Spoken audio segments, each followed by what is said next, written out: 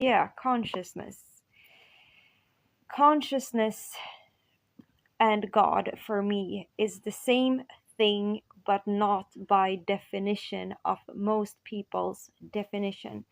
Consciousness has no judgment of good and bad. There is no good or bad. I mean, there is good or bad, but it doesn't make the judgment. It gives what you feed it, what we feed it. What we feed consciousness is what it gives out in the world and in life. So the way that the world looks like today is not because we have an evil God, it's because of the consciousness of the collective, the sum of the consciousness of everybody. You could see it, I explained it many years ago now, oh my god, so it's really nice to remember it now. I explained it like and it's so funny because we have clouds now, you start to upload things to cloud, and it was literally the way I was imagining it. Like, every person, imagine every person's head being a small cloud. Together it forms a big cloud. Ideas that we have that are similar to in other clouds merge with each other and create their kind of energy itself, its own consciousness, or it's part of consciousness. Consciousness is one thing, but it also is, now my point. You're free to have your ideas and your opinions or your conclusions. These are mine. um Consciousness has is a consciousness, as well as it, at the same time as it is several smaller sub, not the subconscious, that's something different, subparts of the consciousness, which eventually comes down to each person, each being, right? It's like, it's like a jasmine bush. I don't know if you know about the jasmine bush, but it's a bush of flowers. The whole bush is like the consciousness. Every flower is a person or an animal, or but the consciousness level is different of, the animals and of the people. People have the strongest, as the flower, like the leaves could be like the consciousness equivalent to the consciousness of animals, for example, while the flower is like the consciousness of the human. It's fragrant, it gives off something more, it can feed the bees, it can do much more, it can grow, become a fruit. So we humans are very similar to flowers in a jasmine bush in the consciousness. Every person has their own consciousness, and our consciousness is a part of and creates the consciousness, which is the whole, the sum, and what we would consider as the God force, the ruling force. Now, the ruling force is not, as I said, it's not a good or bad, but we know for sure by simply looking at the world that it is negative. So our job is not to align with the consciousness. Aligning with the consciousness means that your experiences in life is going to be 99% negative, because 99 of it, no, sorry, not 99, but let's say 88. So it's gonna be somewhere between 80 and 90, if not 100, if you're super aligned with the consciousness. It's going to be very negative because that is the energy we have fed it. And it's not merely by actions and the way we have treated each other, but even the way we think. The way we think is actually more powerful. When we think and feel something together, it's more powerful. You see, feeling something is only feeling something, only thinking something. All of these things are not so powerful by themselves. But when they're put together and combined, that's when it becomes really powerful. And that is what manifestation is about. If anybody try to teach you manifestation, that's what they try to teach you. They try to teach you to align your mind with your emotions, with your heart, with your visualization, with your physical body, with your movement, whatever tools that practitioner is using. It's all about aligning the different parts, because then it becomes more powerful. But what does that show us otherwise, except for creating things we want? It also shows us that we can clear things doing that. We can take out negativity by in the way that we are aligned. Most people are somehow separated between the part of themselves which they're proud of and they're happy of, and the parts of them, the things in them which they are or shouldn't be proud of. A lot of people are proud of themselves in things which actually in their way is still very flawed. So that is a problem, because if you're a person that, let's say, you're super proud of how you make money, okay, you're great at business, let's say, so you're doing great and you have a great moral business which sells something that is really useful for a lot of people, and it's very valuable thing. I'm not saying the cost of it has to be high, I'm just saying that it's a thing that people get a lot of value from. So you're delivering something that's valuable, something that's enriching for people to have in their lives, and you're really great at business, and you're doing something great for humanity, and you're earning money and it's going well. But let's say, on the other hand, you're a person that has been gossiping a lot about different people, and your relations to building your business is based on you turning against certain people because you're cooperating with other people in that way. So your imprint in consciousness becomes very negative in that sense, where harming another human is being something that becomes moralized in the consciousness as it is, in the major consciousness. The God force is something that we create. The God force, the power that's ruling the world, is something we have control of. The more you're aligned with consciousness, the more you're going to realize how terrible it is. And the more, of course, your urge is going to be to try to change it.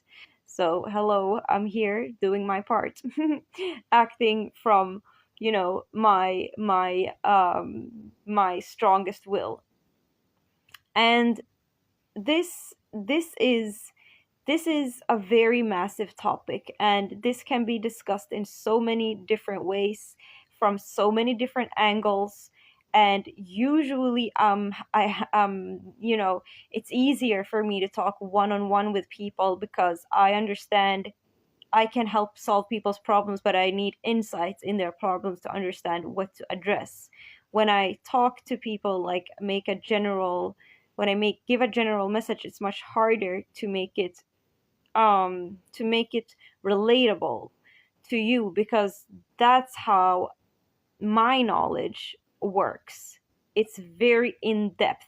That means that details matters, small details matters to me. When I listen, I pick up on things that people would have never ever thought of or recognized as something that was a valuable piece of information, or something that would actually make a massive difference if they looked at it differently, or approached it differently, or thought, whatever it is, or treated it differently, or expected different treatment from it.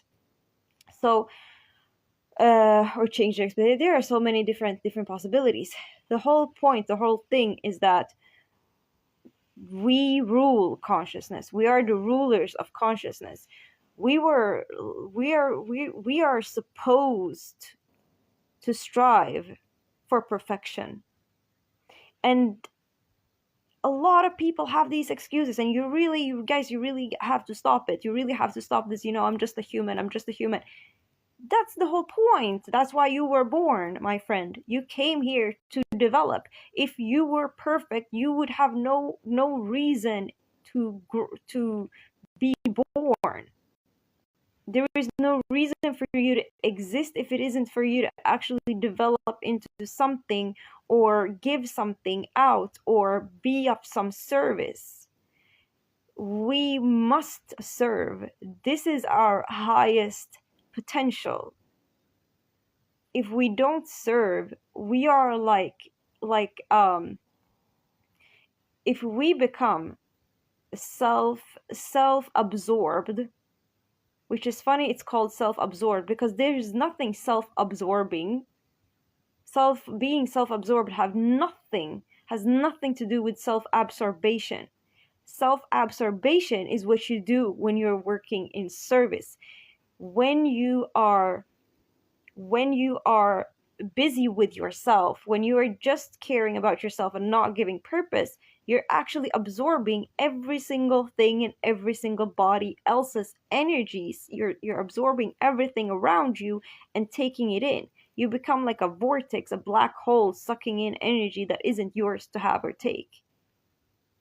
So you're becoming a negative whirlpool, and that energy goes nowhere but into your experience, into your little, sense of temporary, momentary release, or heightened, just energy. It's just energy buzz. You just get energy buzz. This is like an addict that's this is like an addiction. It's not even an addiction. It's not even like it's absorbing of everything and everyone else, but there is nothing to you. You become like an empty shell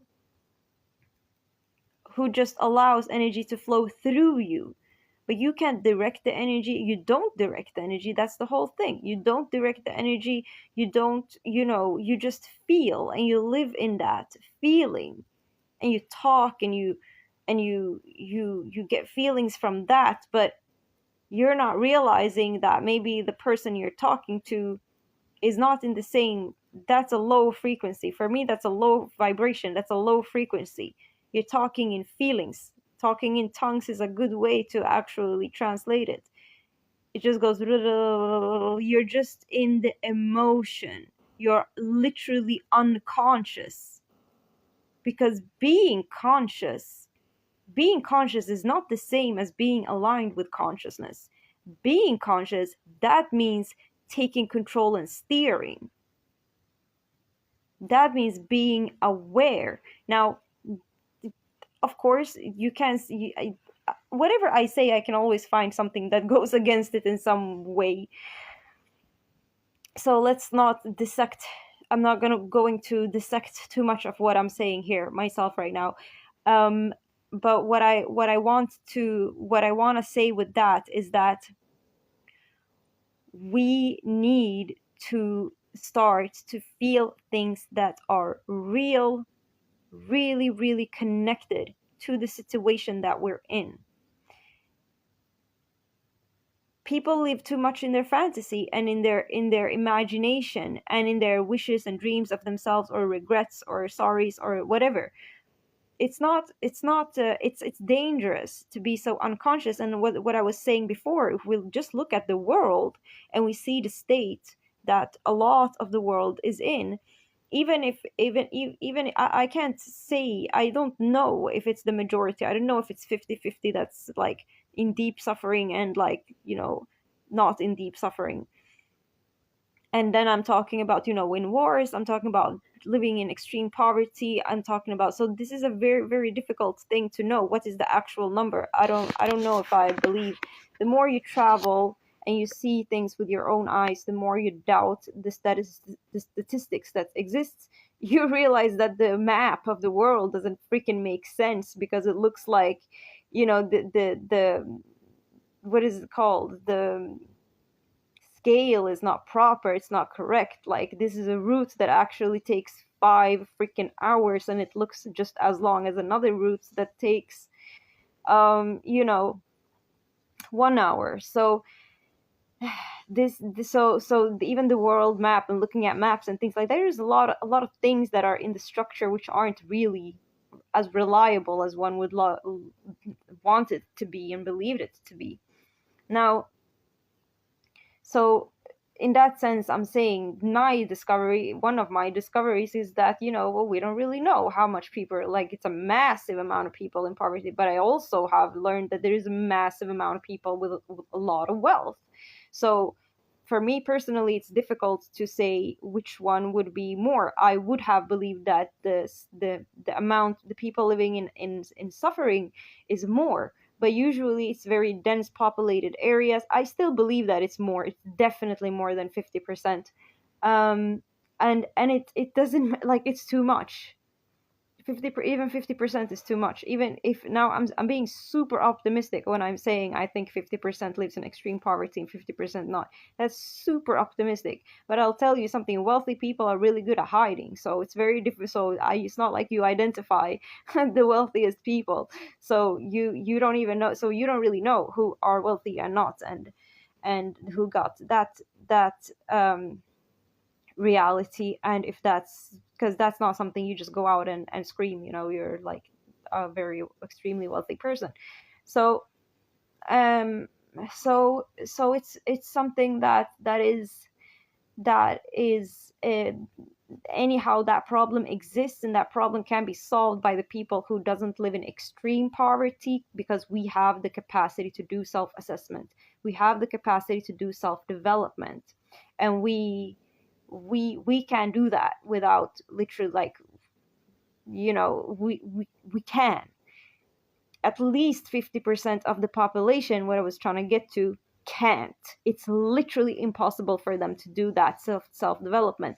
But still, a massive amount of those people are forced to, because the negativity they are being met with, that brings them to a lot of inner work, a lot of self-trust, a lot of discipline.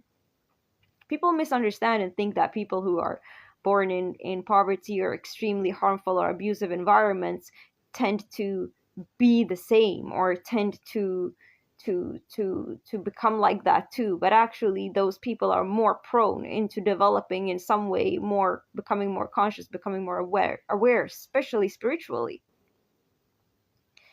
And in my opinion, really, it is the people who are in the I'm gonna call it privileged, because that's what it if we look at the globe and the humanity as a whole, we are those of us who have enough to do self-assessment at all, self-reflection, self-development, all of these things. We are the greatest motherfuckers, actually. So this discovery was like, oh my god, like, and I've seen both, and I've lived very close to both, and it's like very, very crazy how I got that experience, but I did. Um, and so so that responsibility really lies on us, privileged, on us. It's not, I don't want to call it privilege, so let's call it, those who have what life should be. It should be normal, right? A normal life. So those who has a more or less a normal life, and not compared to, like, compared to extreme poverty. Those who has normality, who has assets, who has, the capacity to rest, and to have moments of peace, and to have their privacy, and to, eat what you desire to eat, and so on. We can turn this around. I really believe we can. I really believe that we just have to become more aware. We just have to become conscious. We have to become more conscious of consciousness. We have to become aware of the structures that we have and the habits that we have. And as the example that I took before, like, for example, when you're someone who when you're trying to just align with consciousness, and consciousness originally is something that isn't actually in a good state, you're doing wrong. If you're trying to flow with what is, you're doing wrong. What we really need to do is to create the new pathway. We need to give the imprints for the massive consciousness to follow. So I think that this is enough for today and for this talks. I see that my connection is super slow on my live. So I think that, yeah, let me just take a second to see if there's something I feel like I missed. Yeah, there is so much to say about this topic. So definitely will continue this conversation. But let me see. So consciousness, God. So yeah. So the difference, the difference between consciousness and consciousness, the difference between consciousness and God. So is that we feed it. Whatever we feed it, it will give out. Whatever we have fed into the system of consciousness is what consciousness gives back. It's very karmic. I mean, 100%. Karma is misunderstood in very, so that's also another thing that I have a totally different definition of karma than other people have, because for me, my understanding of it is that it's more direct than what most people experience it as. And this is also a way that I actually work with my clients, is that I look at the karma. Because when you're explaining me a problem or a situation or even blessing, which is difficult to handle, it is a reflection of the karma.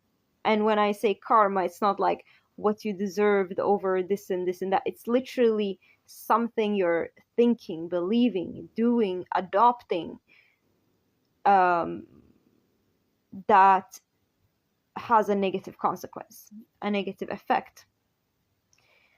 And when we start to assess ourselves and the things that we do, we start to change and become better, and we get the opportunity to enforce the fundamental values that should exist, the fundamental values that should be in place, which aren't. But we have to make it. And how do we make it? By adopting it. Every single person has to adopt it. Every single person matters. Every single person has to try to do this. That is our purpose. That is our life purpose. That's the reason why we're here. The consciousness is off. We wouldn't have a problem to solve. If we wouldn't have a problem to solve, if we wouldn't be forced into development, as I said, there would be no point for us to be born at all. If we would be just as transparent water, if your life is just as which water is, it is transparent, but so if you would be that, there is no friction, there is no reason for development, there is no next level to go to. We go to the next level when we are faced with not obstacles, but when we are faced with problems, difficulties, things that doesn't work.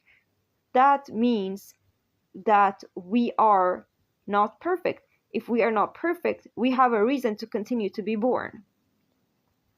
If we would be perfect, there would be literally no reason for you to be born, because you would be complete spirit. But I think, and that's another thing, spirit consciousness, like spirit can be good and spirit can be bad. There is no it is in this way. But I'm talking about the good. If we would be like the most positive, enhanced, rich spirit, we would not be here. If the possibility for us to be that, we would not be here. I think that we have come here to, even if let's say we would be, maybe some of us are, and maybe we have come here to just use that to usher it in, because we live in service. So some of us, I guess you could say, some people use the term volunteers, so some of us are probably that. And because it's a very difficult time right now and it's really needed, it's very urgent that we get to evolution in a better direction ASAP.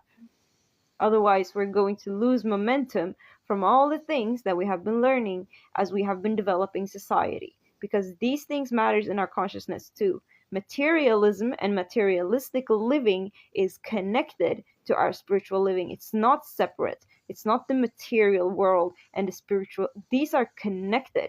How our material world develops is going to develop our spirituality. And we have a responsibility to develop in alignment with it. To make sure that that is aligned with the best possible values, and that it's practiced as such, not just talked about, not just wished, not just dreamt of, not just it should be. Like, you can go around and complain, but it's not going to help. We don't need more people going around saying, I'm just a human, I'm merely a human, and then you're like, oh, look at the world, so shit. Well, stop fucking complaining and pull your part. And that is a good finish to this. So, yeah, follow and for more content like this. And